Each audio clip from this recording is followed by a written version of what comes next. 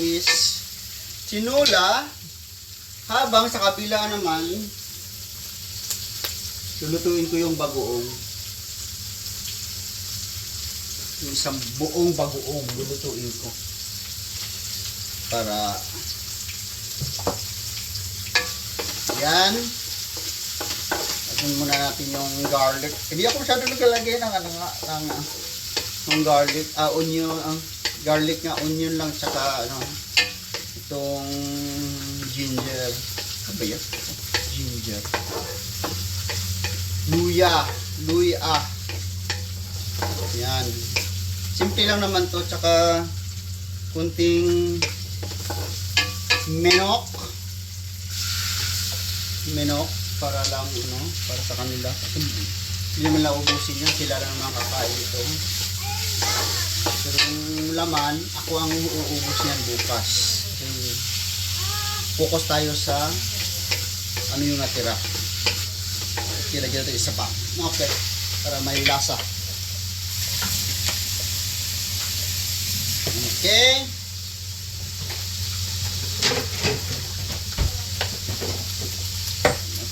Okay. Yan. So, simple lang ito na tinula. Huwag na masyadong saka kunting mantika lang yung nilalagay ko. Huwag masyadong maraming mantika. Tingnan mo. Tipong kapag paluto lang.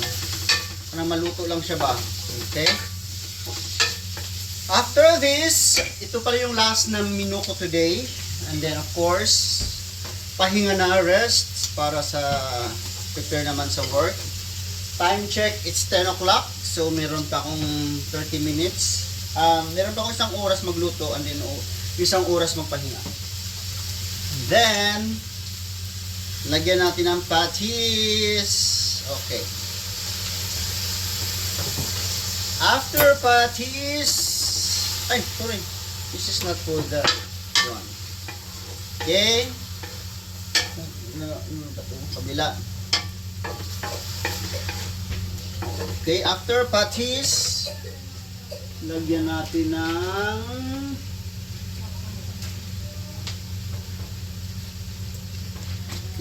ng cubes. Okay. Lagyan natin ng cubes. While sa kabila naman, lagay na natin yung onion, garlic natin.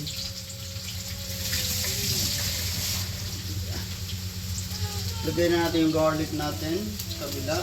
Ayan. Para sa ating bagoong.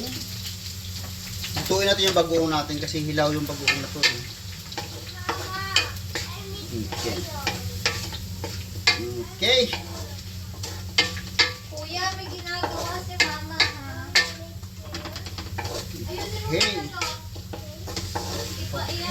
Okay.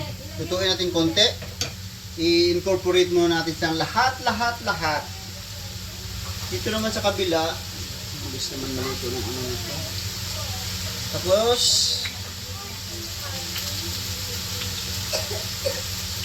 lagyan natin ng kamatis.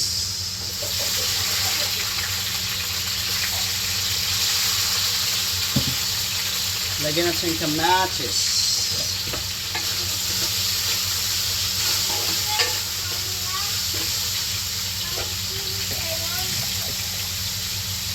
Ayusin, ilagay mo doon. And then, let's put water.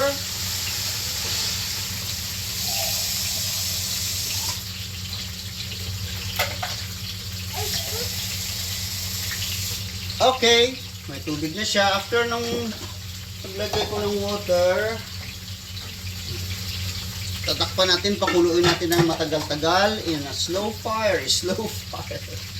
Okay, focus tayo rito sa ating bidagoongang sa ating ito.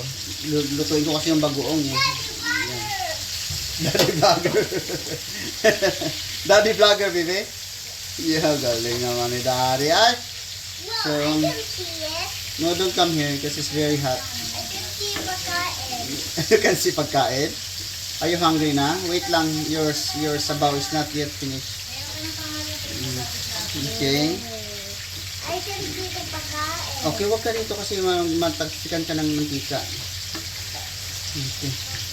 Okay, daddy vlogger na daw tayo. So, like that. Lutuin natin ang lutuin yan. Pero pwede ko na ilagay yung ano actually. Yung bagoong weights. Okay, weights. Wait. Lagay natin yung bagoong para sabay-sabay na sila maluto.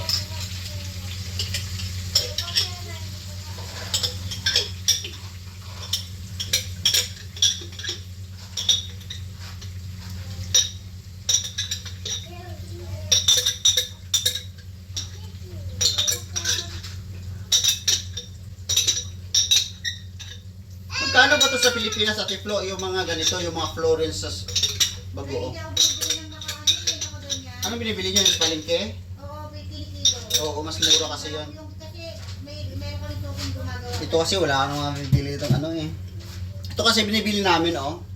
Si Florence. Minsan Trabaho ako dyan eh. minsan yung niluluto na, minsan hindi. Minsan niluluto ko na lang. Hindi ako dyan napunta sa ano. Pinabak? Totoo ba? Inapa-apakan to. Hindi ko napuntahan So kung sa Pilipinas kasi masarap pag sa palengke ka bumili ng ganito talaga kasi yung parang alam mo yun. Ever since the world began sa palengke lang tayong bumibili niyan. Nauso lang yung mga okay. So ito na siya ngayon.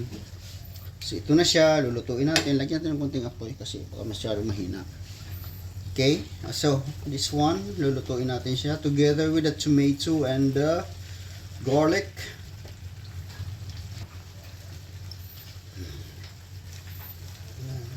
Slow fire lang.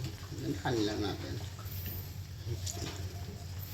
Para pag may mga pritong isda, pritong talong, so madali ka lang meron ka ng pangsawsawan agad. Actually, dapat iniiwasan ko ito yung mga ganito kasi pag ganito yung mga ulam mo, kahit ito nga ulam na to ang sarap kumain. Ngayon kasi medyo gusto kong bawasan timbang pa para medyo lumakas-lakas naman yung pagtakbo natin, hindi parang pagong. Mahal pa naman registration. Pero yung pagtakbo kasi yung parang ano ko kasi yung mga hobbies ko, yung passion ko rin. Although kahit hindi naman tayo nananalo, it's okay. Hindi naman tayo competitive kasi Diyos mio, tanda na natin para sa mga ganun.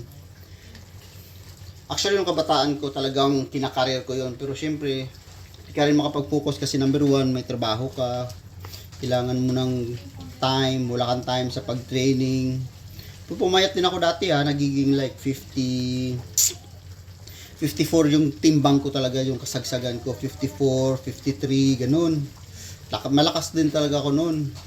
Although, di kasi yung level ng ano, pero nakakapag ano rin ako, nakakapag time, maganda yung oras ko dati sa 10 kilometers. Usually, paborito ko 10k eh. Tumakbo na rin ako 21, pero 42, so just me. Parang iniisip ko lang yung 42, parang nakakapagod.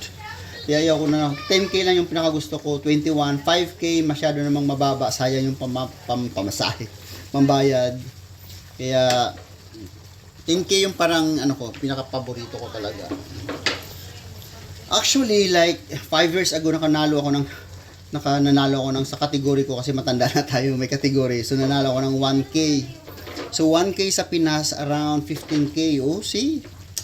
Kasi nga wala pang masyadong runner noon. Ngayon kasi marami na ring nagre-register, marami ng runner. Kaya, wala na tayong chance.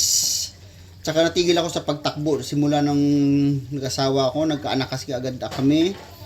Tapos, nagkaanak ulit. Sturgeon Premium. Kaya, lumaki din ako ng lumaki. Kasi pag, alam mo na tayo yung bantay bata. So, as possible natin pinapagalaw yung asawa natin. Kasi, kakapanganak pa lang.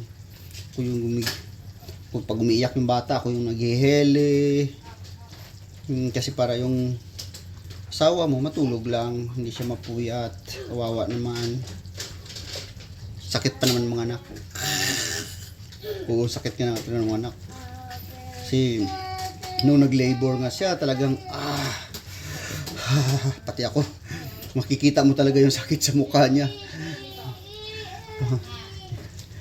Okay, so that's the spirit. Lutuin pa natin konti, okay? So, ito na yung bagoong natin. Nilagyan ko ng pepper, of course, asin. Mahal to siya, lagyan ko pa rin siyang asin.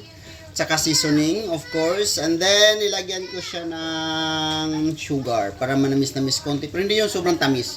Yung parang maalat na matamis. Yun yung parang consistency na gusto namin. And then, since paluto na siya, lagyan natin ng kunting suka. Biyaan lang natin siya. Huwag natin siyang haluin. So, after that, finish na. Okay? While waiting sa ating tinola. Okay. Kumulo na siya. So, kumulo na yung tinola natin. Palutuin pa natin. Gusto ko yung lalabas yung tunay na sarap ng manok tunay na. Kuya. Siyempre, binibuksan ko yung ref. Anong gagawin? Ba't yan ka naglalaro? Sasama na natin yung ating, ito lang, kalahati lang kasi ang mahal ng kilo nito. Kaya yan lang. At least, mayroong sayote. Sayote, ang kilo nito is tag 12. So, 12 na sa mga 150 pesos ang kilo niya. Which is, I think, hindi ko alam kung pares sa Pilipinas, pero yeah. Kaya isang piraso lang bibili ko, tapos hinahati ko pa yan. Para the next naman yung isa. Kasi mahal nga, kailangan magtipid-tipid. By the way, yung manok rito medyo mura lang, especially pag naka-sale siya. Okay? Okay? So next, lalabas ako, bibili ako ng malunggay. Yes, may malunggay rito na naka-bundle. Papakita ko sa inyo mamaya pagdating ko. Habang ito ay kumukulo. So I'm back! See, nakabili ako ng malunggay. Ito ganito yung malunggay rito. Is 550, so around mga 175, nasa mga 100 pesos.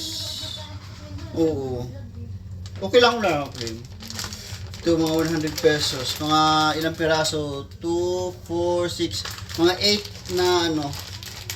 Yung parang ganito. Palwa. Yan, 8. Tapos kalas-kalas na siya. So, di na mga haros. Yan. Okay. Ready natin para ilagdag natin dito.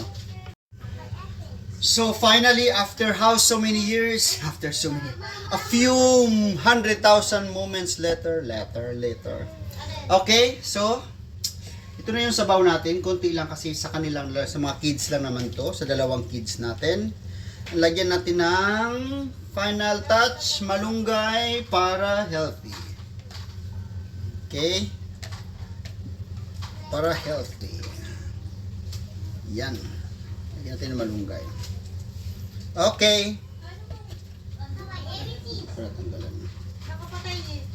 Patay na yung cellphone eh.